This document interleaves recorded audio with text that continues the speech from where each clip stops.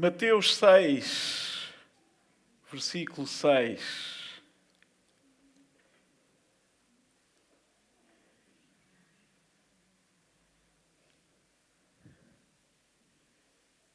Este versículo diz-nos assim: Tu, porém, quando orares, entra no teu quarto e, fechada a porta, orarás a teu pai, que está em secreto. E teu pai, que vê em secreto, te recompensará. Ok? Vamos ficar com este versículo na nossa mente durante este tempo que vamos ter esta conversa. Ok? Nós começamos o mês passado uma série que denominamos as disciplinas espirituais. Lembram-se quem esteve cá no dia 16 de fevereiro? 2 pessoas. Mais gente. Ok. Então espero que se lembrem. Se não se lembrarem, eu vou tentar relembrar um bocadinho da introdução, ok?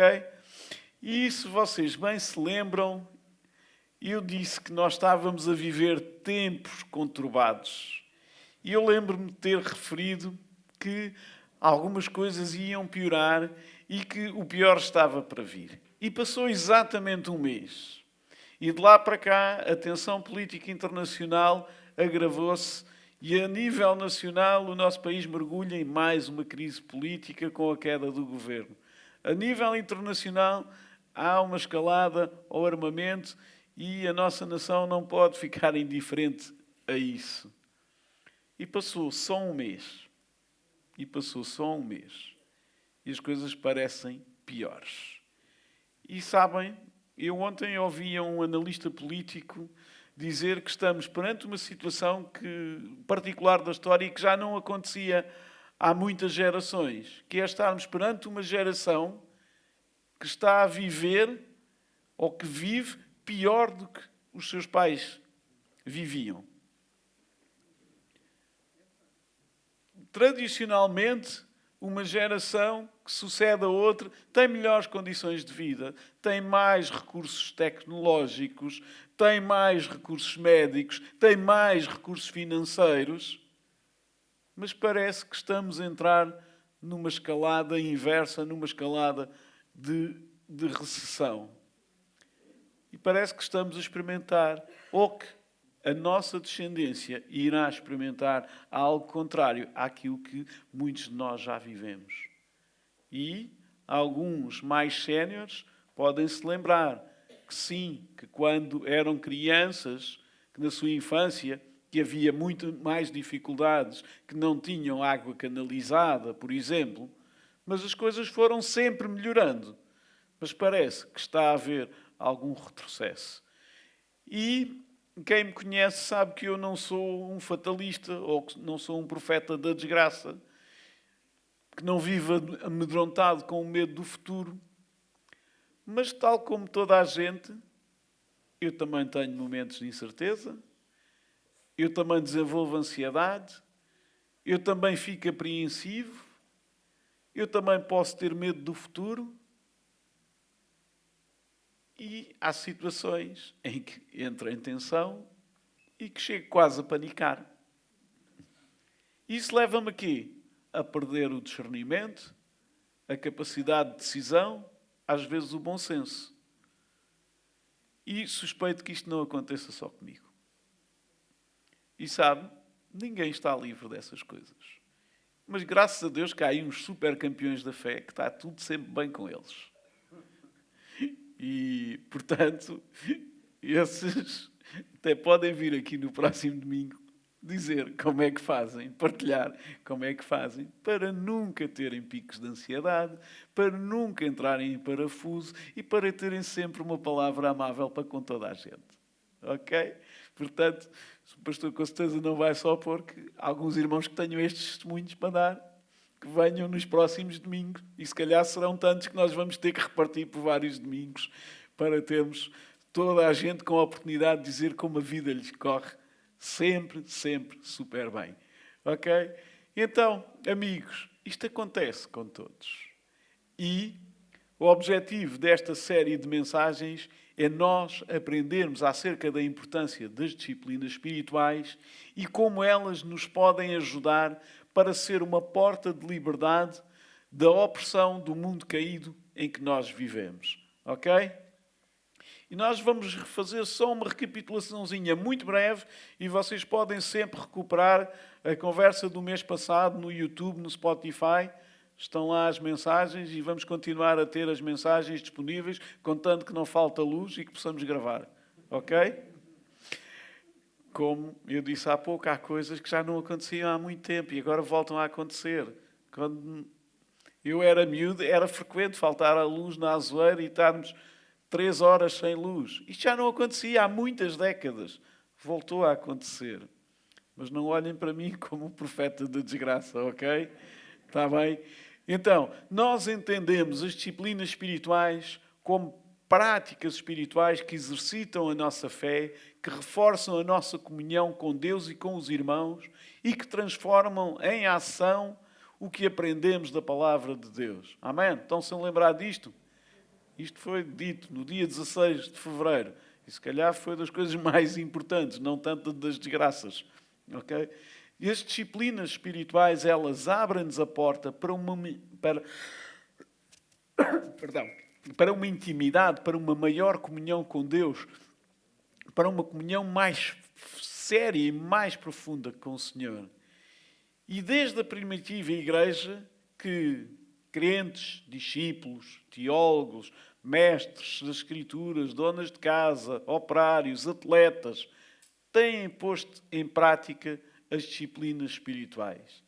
E nesta série que nós iniciamos o mês passado, nós usamos como referência a forma como o nosso irmão Richard Foster, no seu livro A Celebração da Disciplina, ele classifica as disciplinas espirituais. Isto não foi uma invenção ou uma descoberta deste irmão, nem sequer do século XX. Isto é algo que é transversal a toda a história da Igreja. E então, para ser mais fácil e um bocadinho mais sistemático o nosso estudo e a nossa organização das ideias, daí estarmos a adotar esta organização. E então, as disciplinas espirituais podemos agrupá-las em 3 grupos. Lembram-se? As disciplinas interiores, as disciplinas exteriores e as disciplinas comunitárias. Quem tenha a lição bem estudada. Ok, quem faça os apontamentos. Boa. Então, dentro das disciplinas interiores, temos a meditação, que falamos no mês passado, a oração, o jejum e o estudo. Lembram-se qual foi o primeiro versículo que estava ali? Hoje? Mateus 6,6. E tinha que ver com oração. Boa. Então, disciplinas interiores, meditação, oração, jejum e estudo. Disciplinas exteriores, simplicidade, solitude, submissão e serviço. Disciplinas comunitárias, confissão, adoração, orientação e celebração. E com certeza que o Senhor nos vai dar a graça de abordarmos todas estas disciplinas ao longo de alguns domingos. E também dissemos que disciplinas não são leis, são princípios. E princípios esses que, se praticados, são libertadores. Hoje nós vamos conversar um pouco acerca da oração. E de todas as disciplinas espirituais, esta é a principal, porque é aquela que nos conduz à comunhão íntima com o Pai. E quando falamos de oração, nós falamos de muita coisa. E podemos encaixar na oração muita coisa, e muitos princípios, e muitas formas. E, de uma forma básica, se nós perguntarmos a uma criança que venha à escola dominical, que tenha uma educação de base cristã, o que é oração, a resposta seria que orar é falar com Deus. E isso está certo, só que orar é muito mais do que falar com Deus. E temos que começar por distinguir o que é falar do que é conversar. Porque são 2 coisas que podem ser parecidas, mas não são forçosamente uma e a mesma coisa. Ok? Portanto, podemos começar aqui a perceber que há diferença entre falar e conversar. E nós podemos orar de muitas formas. De pé, sentados, de joelhos, deitados. E a nossa oração, ela pode se repartir em muitas formas, em muitas finalidades, em muitos objetos. E também tentando agrupar de alguma forma as ideias e sistematizando as ideias, nós podemos ter orações de louvor e gratidão, em que nós demonstramos o nosso agradecimento, a nossa gratidão e tudo o que Ele nos concede. E é bom que nós relembremos e que nós enunciemos todas as bênçãos, todas as graças que temos recebido do Senhor, porque nós às vezes temos a memória curta, às vezes esquecemos-nos e precisamos de fazer um rewind, que é uma palavra que está muito em desuso, a palavra rewind, só se fala em forward. A gente às vezes não vai lá atrás, mas temos que relembrar aquelas bênçãos, aquelas dádivas que o Senhor nos deu há muito. E algumas delas foram os responsáveis para que nós pudéssemos caminhar em frente e renovar a expectativa e seguir mais longe e alcançar mais à frente. Ok? Portanto, eu, como vocês sabem, nesta igreja posso pregar, posso ensinar, não posso cantar, estou proibido, porque senão os irmãos fugiam. Mas eu lembro-me sempre de muitos hinos e lembro-me de um que vocês sabem muito bem, que é quantas bênçãos, quantas são. E é importante nós fazermos este exercício de memória, de lembrarmos, especialmente quando estamos em situações de dúvida, especialmente quando estamos em situações de incerteza. Nós precisamos de ir lá atrás e dizer, mas naquela situação que era mais dolorosa, naquela situação que era mais complexa, o Senhor estava comigo e livrou-me e levou-me a um outro patamar e levou-me mais à frente. Portanto, a oração de louvor, de gratidão, ela inclui isto tudo e o relembrar aquilo que Deus fez por nós. Também temos a oração de adoração, que é uma oração de rendição em que reconhecemos quem Deus é.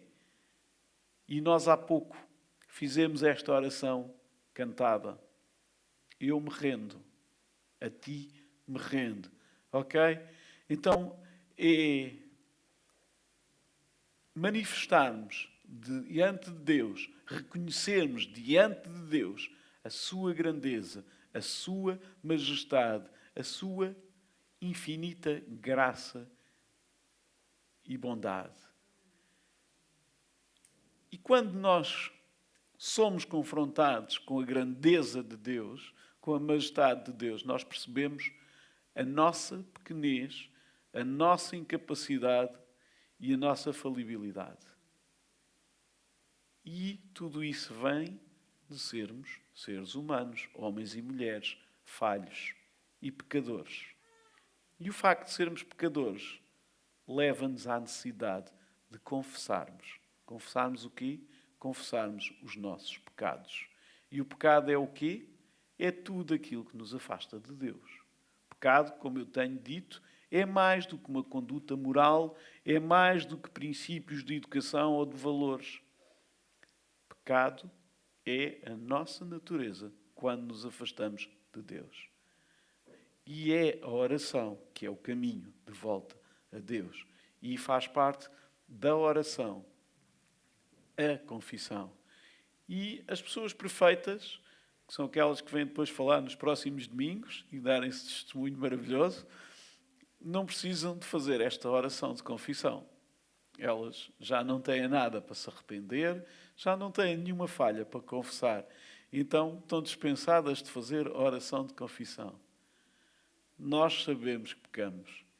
E como tal, nós temos que reconhecer, confessar e abandonar esse pecado.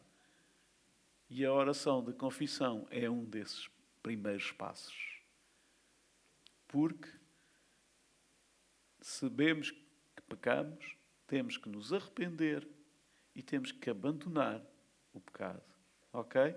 E, em alguns casos, podemos ter que fazer alguma restituição. Porque se nós pecamos contra alguém, vamos ter que restituir aquilo que nós retiramos à pessoa.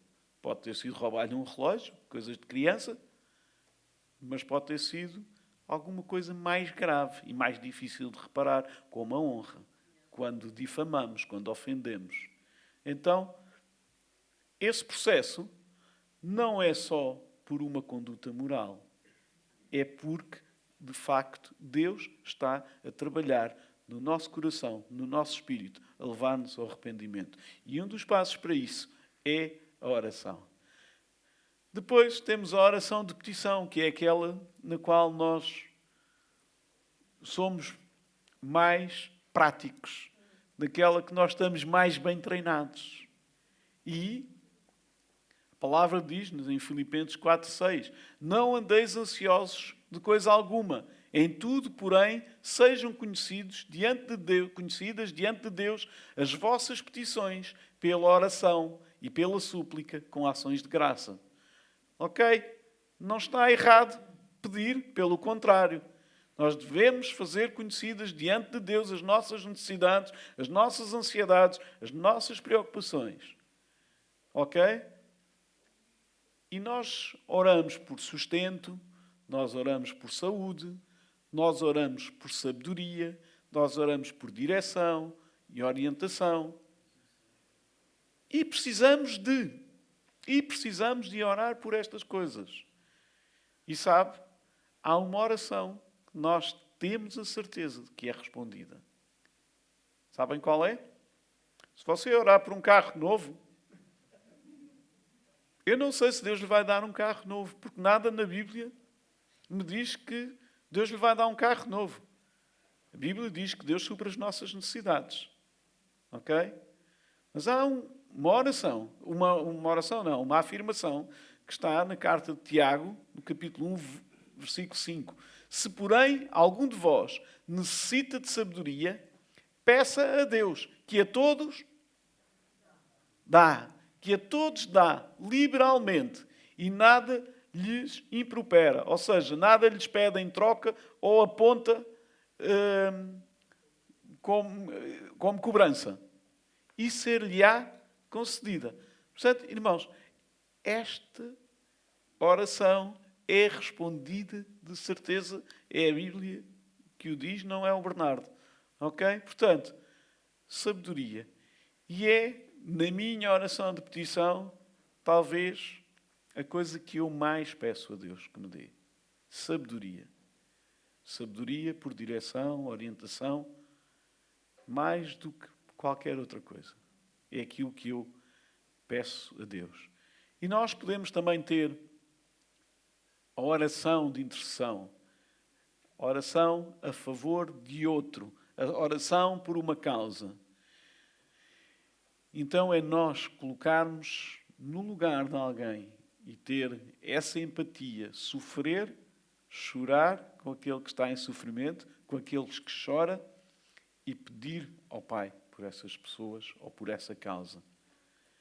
E nós poderíamos encontrar mais formas, mais tipos de oração, mais tipologias.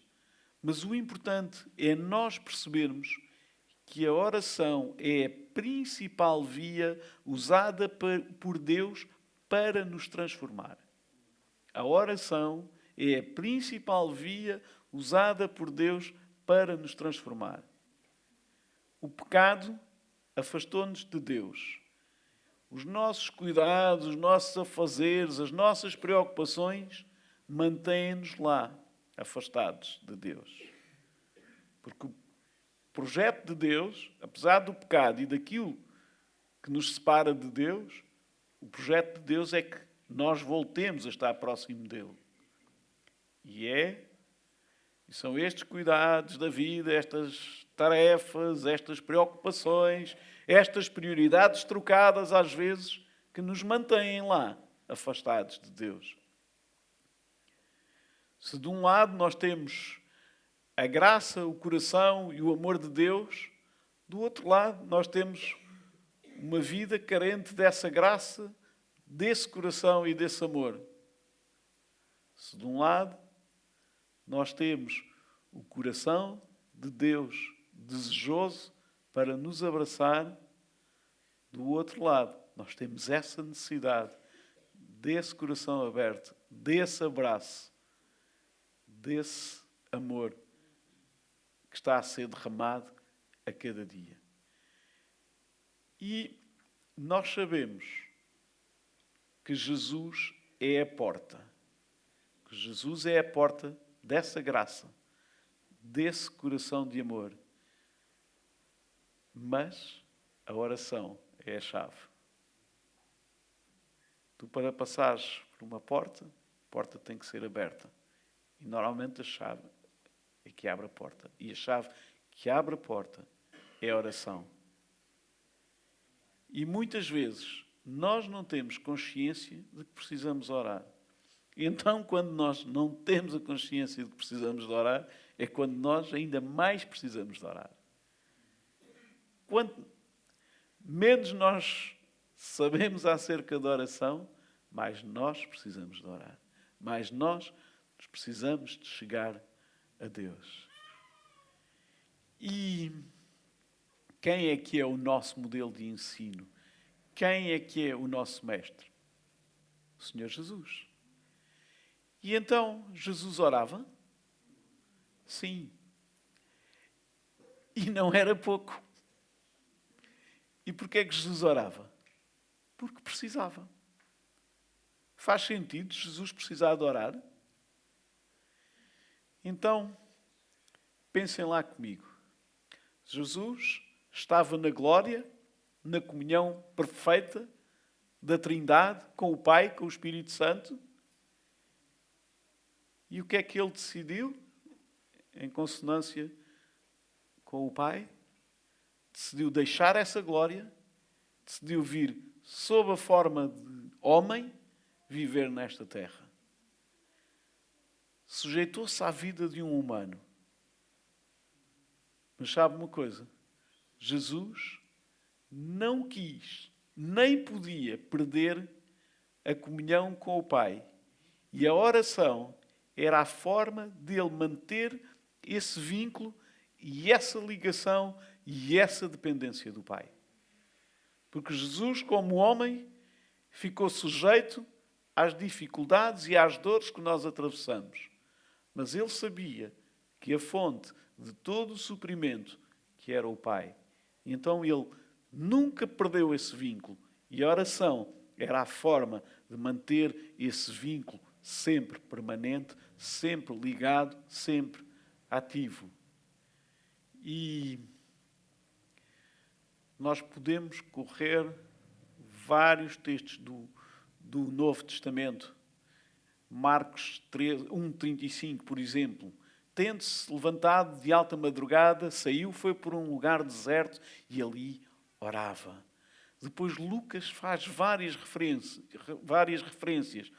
Capítulo 3, versículo 21. E aconteceu que, ao ser todo o povo batizado, também o foi Jesus. E estando ele a orar, o céu se abriu. Ele, porém, se retirava para lugares solitários e orava. E eu posso continuar aqui. Nós temos várias referências só no Evangelho de Lucas em que Jesus se apartava e orava. Às vezes, ele levava os discípulos com ele. E o próprio escritor, o narrador, Lucas, ele diz como era hábito, como era seu costume. Jesus apartava-se para orar. Ok?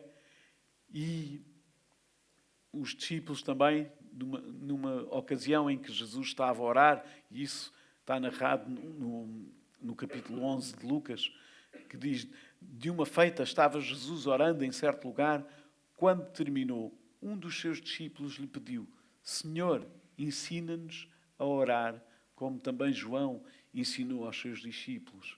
Então, estes homens que acompanhavam Jesus e por vezes também as mulheres que estavam naquele grupo, aprenderam, porque viram o Mestre orar, porque perceberam que o Mestre orava.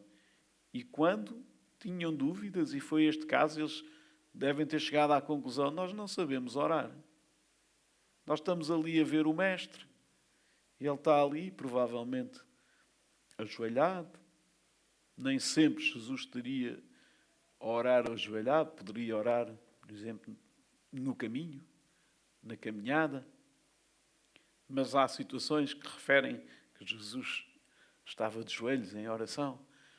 Então, eles perceberam que sabiam um pouco do assunto e pediram ajuda. Pediram ajuda à pessoa certa. E nós vemos que até na cruz Jesus está a orar. E que no Getsémani a sua oração é intensa. E quanto mais próximos nós chegamos ao pulsar do coração de Deus, mais nós desejaremos ser transformados à imagem e semelhança de Cristo. E para nós a oração implica mudança. E é essa oração que nos faz aproximar do ideal de Deus para nós. E é assustador. É assustador quando nós lemos algumas estatísticas e percebemos que algumas pessoas não oram.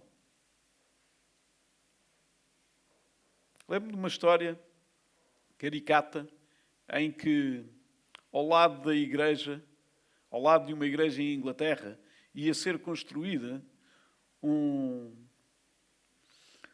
bar e queria ter uma clientela muito duvidosa.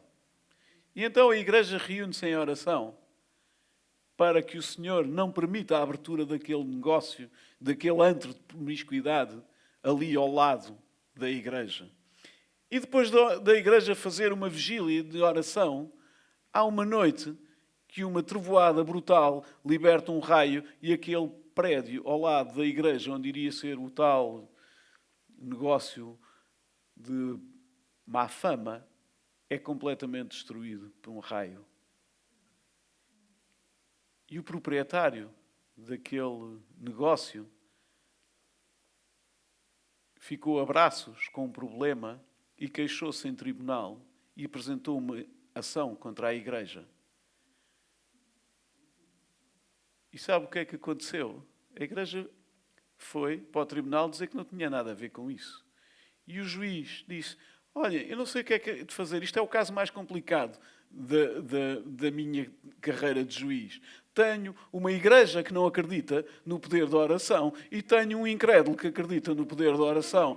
Em que é que nós ficamos? Sabe? Nós não oramos às vezes como convém. Nós não oramos às vezes como convém. E oramos pouco. E às vezes duvidamos acerca da capacidade da oração. E se nós fizéssemos aqui uma estatística de braço no ar, não vou fazer isso. Acerca do tempo que nós oramos, ou das vezes que nós oramos, nós ficávamos, se calhar, um bocado envergonhados. E depois pensamos numa série de coisas que nós gostávamos e como gostávamos que fosse diferente. E depois ficamos assim um bocado na dúvida. Porquê é que isto não acontece comigo? Porquê é que Deus não se revela a mim desta forma como fala com outros irmãos? Para aquelas pessoas mais antigas como eu, que viveram grande parte da sua vida no século XX, ouviram falar do evangelista Billy Graham, que alcançou milhares e milhares de pessoas com o Evangelho e que fez campanhas magníficas de alcance pelo mundo inteiro. E uma vez perguntaram a Billy Graham qual era o sucesso das suas campanhas evangelísticas. Ao que ele respondeu: há três princípios por trás disto. Primeiro, a oração. O segundo, a oração. E o terceiro, a oração. Ok? Então,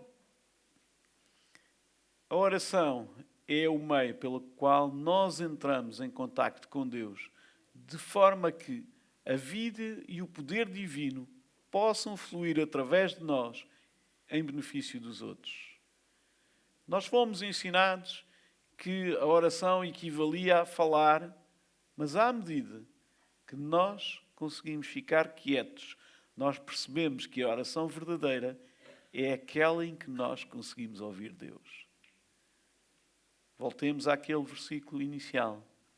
Tu, porém, quando orares, entra no teu quarto e, fechada a porta, orarás a teu pai que está em secreto. E o teu pai que ouve, é isso que está lá escrito? O teu pai que vê. O teu pai que vê. Não é aquilo que tu estás a dizer. O teu pai que te vê em secreto, que está a observar o teu coração, te recompensará. E o que é que nós precisamos para orar? E tu podes estar a pensar e a dizer, mas eu nunca orei. É a primeira vez que estou aqui, ou é a segunda ou a terceira vez que venho aqui ao Livramento, à Igreja Evangélica. Como é que é isso de orar? Orar aprende-se. E o que é que nós precisamos para orar? Precisamos de vontade, precisamos de querer, precisamos de ter fé, que não precisa de ser muito grande, pode ser do tamanho de um grão de mostarda. Para quem não sabe, o tamanho de uma semente de um grão de mostarda é assim como a semente de uma couve.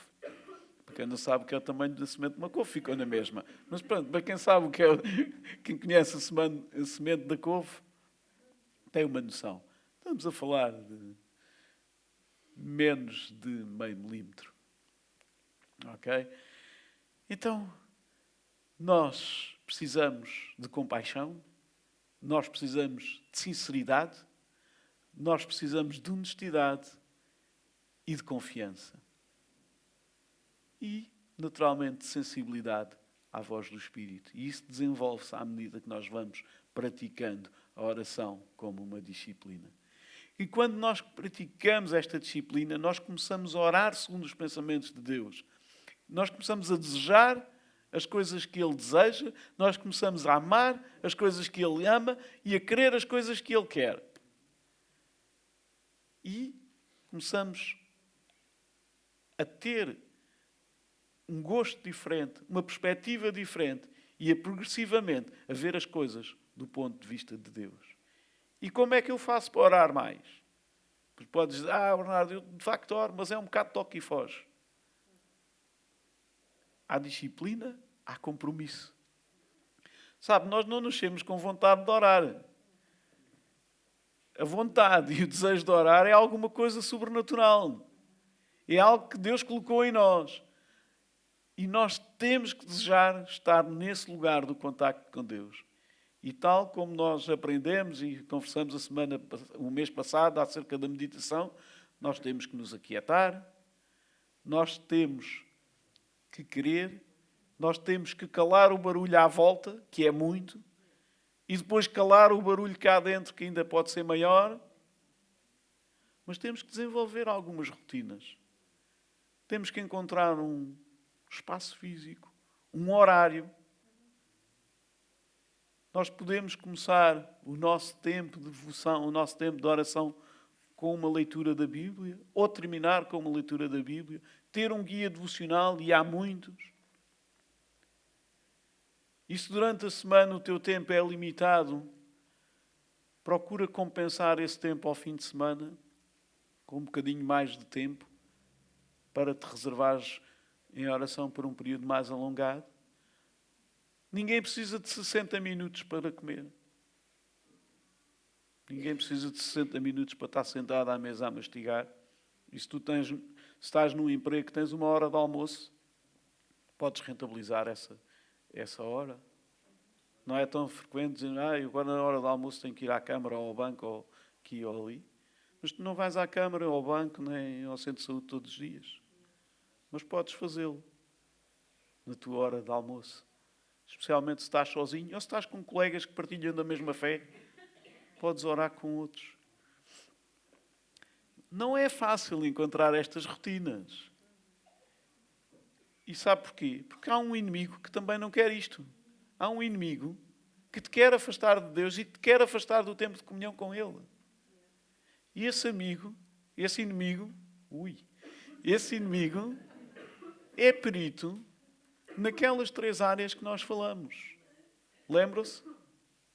Pressa, ruído, multidões. E estas coisas estão sempre aí. Ok? Portanto, vamos lá apartar-nos do ruído, da pressa, das multidões e aquietar-nos diante de Deus.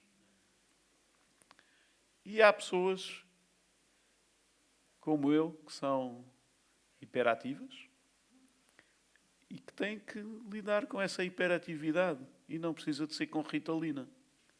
Ok? Pode ser com disciplina.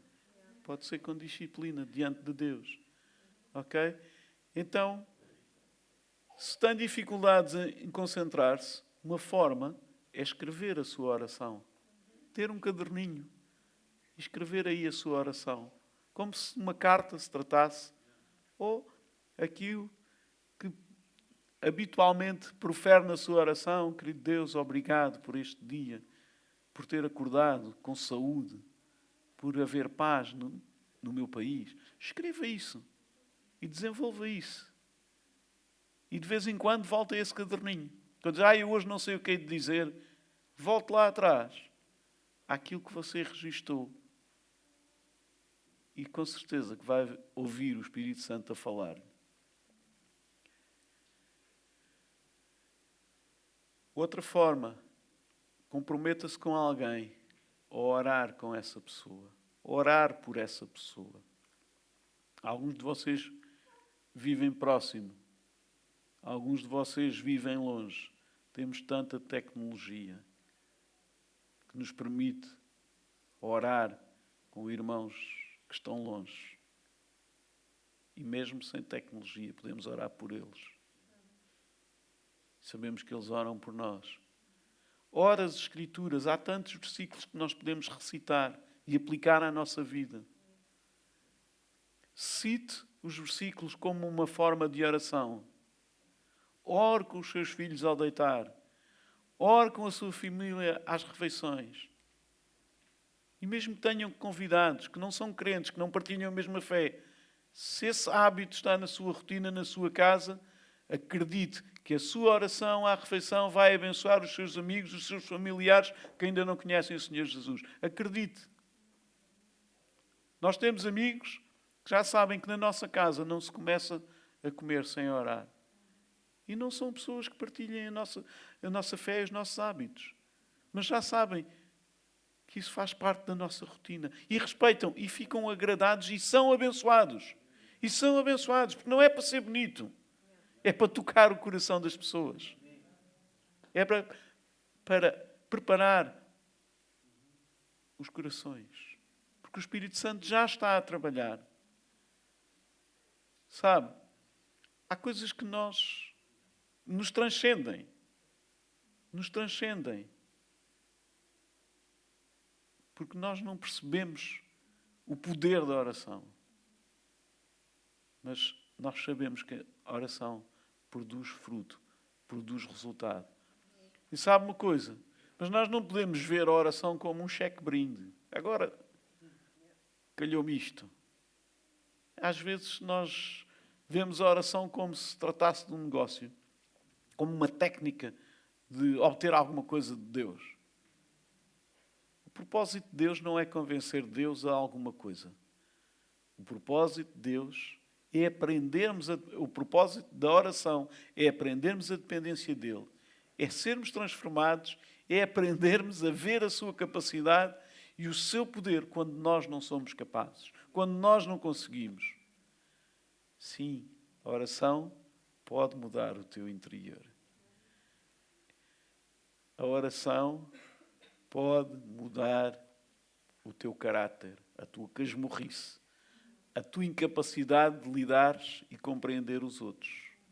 O meu narcisismo, o meu ego, a minha prepotência, a minha incapacidade de lidar com a minha mulher ou com os meus filhos. A oração pode mudar essas coisas. E se nós não estivermos dispostos a orar, é porque nós também não estamos dispostos a mudar. E se nós não estamos dispostos a mudar, nós também não estamos dispostos a orar. É um ciclo. Sabe, isto se calhar é um bocadinho pesado, mas a intenção não é essa. A intenção é que nós despertemos para a necessidade de orar, para a necessidade de nos achegarmos a Deus. E volto a dizer, mas eu não percebo nada disso. Mas eu nunca tinha ouvido isto. Mas eu estou agora a perceber-me que sim, ok, já tinha ouvido isto, mas passava-me ao lado. Amigos, o convite é este. Cheguem-se a Deus e Ele chega-se a vocês. Este é o convite. Este é o desafio. Deus está perto daqueles que o buscam. Deus está aqui, como vai estar amanhã, às 7 da manhã, quando tu te levantares e acordares, onde estiveres, Deus vai estar lá para te ouvir. Deus não está aqui ao domingo de manhã das 10h30 ao meio-dia. Deus está em toda a parte onde Ele quer estar. E Ele prometeu que estaria sempre connosco. Ok? E onde tu estiveres, Ele vai lá estar. E não importa o que é que tu conheces da Bíblia, do Evangelho, de religião. Não importa o que é que tu conheces. Importa o teu desejo de começares, ou de continuares, ou de desenvolveres, ou de aprofundares esta caminhada. Amém? E é isso que, de facto, importa. Grupo de louvor, por favor.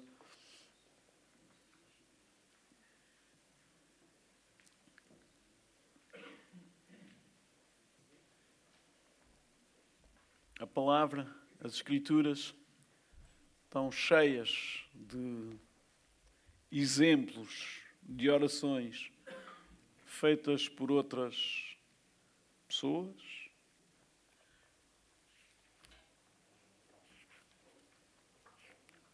E são fonte de inspiração, são fonte de ensino, são exemplo. E o Salmo 61, escrito por Davi, diz assim: ouve, ó Deus, a minha súplica e atenda à minha oração. Desde os confins da terra, clamo por ti, no abatimento do meu coração. Leva-me para a rocha, que é alta demais para mim. Pois tu me tens sido refúgio e torre forte contra o inimigo. E nós poderíamos continuar esta leitura e esta oração. Sabe? Mas diz assim: pois ouviste, ó Deus, os meus votos e me deste a herança dos que temem o teu nome. Dias sobre dias acrescentarás ao rei. Duram os seus anos, gerações após gerações. Permaneça para sempre diante de Deus. Concede-lhe que a bondade e a fidelidade o preservem. Assim salmodiarei o teu nome para sempre. Isto é, cantarei, porei em poesia o teu nome, para cumprir, dia após dia, os meus votos. Amém. Vamos ficar de pé.